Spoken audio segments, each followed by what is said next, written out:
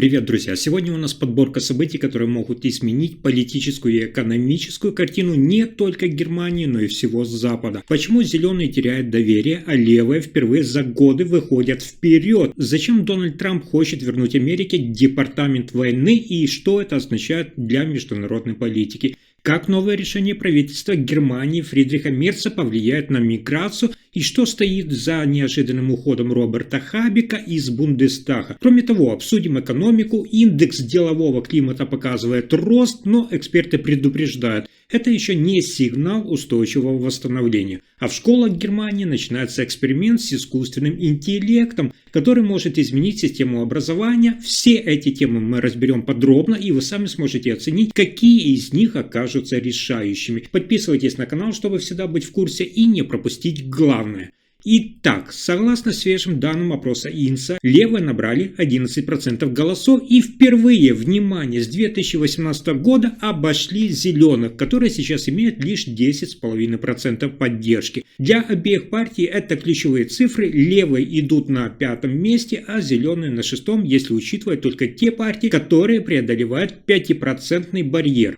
Лидером рейтинга остается ХДС-ХСС и альтернатива для Германии. Каждая получает по 25%, я вам об этом уже рассказывал. Социал-демократы, СДПК идут следом, 15%, улучшив свой результат на 0,5%. Левые прибавили 1%, в то время как зеленые потеряли 0,5%. Союз Вагенкнехт и либералы ФДП продолжают испытывать трудности. У Союза Вагенкнехт 4,5%, у Свободной демократической партии 3,5%, и ни одна из этих партий не прошла бы в Бундестаг. Эта динамика говорит о заметной смене политического ландшафта, поддержка левых уверенно растет, тогда как зеленые переживают спад доверия со стороны избирателей. А теперь необычная новость. Президент Соединенных Штатов Америки Дональд Трамп на встрече в овальном кабинете выразил желание вернуть Министерству обороны историческое название. Внимание! Департамент войны. По его мнению, современное наименование звучит слишком пассивно и не отражает подхода «защищаем, но можем и атаковать». Он вспомнил, что именно под старым названием страна добилась военных побед в мировых конфликтах и выразил уверенность, что Конгресс поддержит такую инициативу, возможно, без необходимости в дополнительном голосовании. Секретарь по делам обороны Пит Хексет объявил, что изменения уже на подходе.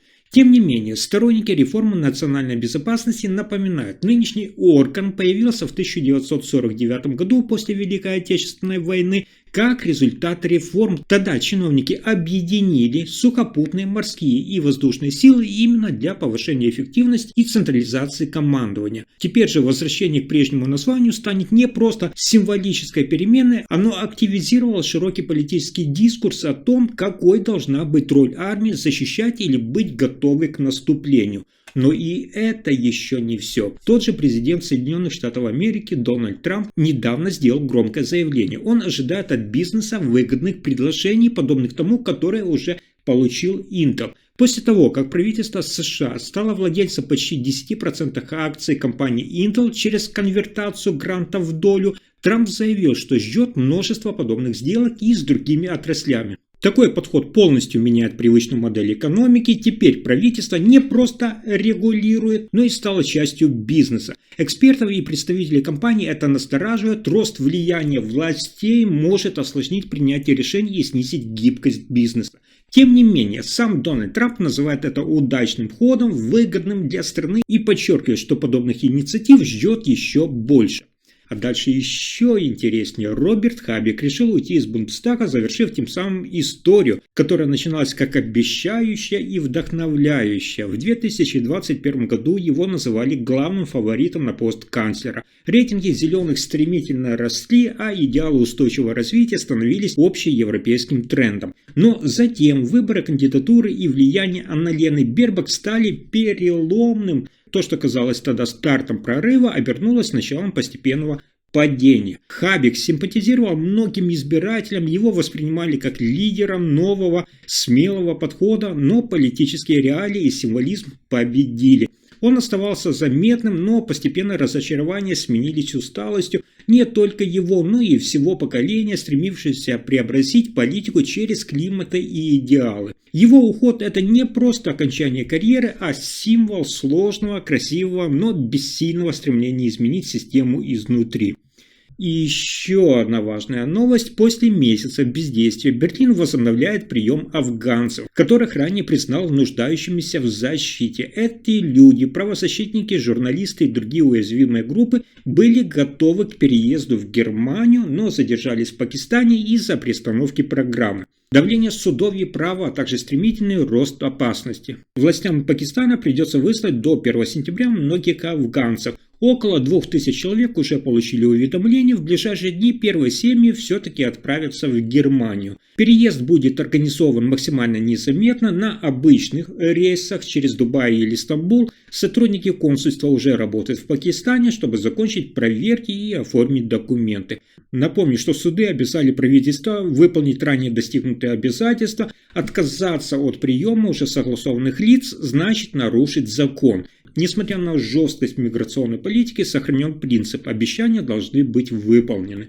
И еще одна интересная новость Германии. Правительство одной из земли подготовило четкие рекомендации для школ по использованию искусственного интеллекта. Главная задача – это сохранить искренний вклад учащихся. При выполнении домашних заданий и написании работ должно быть ясно, что именно сделал ребенок, а не где помог искусственный интеллект. Авторство должно быть выделено, в том числе, если учащиеся использовали программы для генерации текста. Новый методический материал поможет учителям, в нем раскрывается, как использовать искусственный интеллект для оптимизации своей работы и как задавать школьные задания так, чтобы их нельзя было просто отдать программе. Например, полезно включать личные опросы в классе, данные экспериментов или результаты собственных замеров учеников. Также вступила в силу новая норма. При выполнении заданий обязательно нужно указывать все источники и отметки, включая тот же искусственный интеллект, если он не использовался.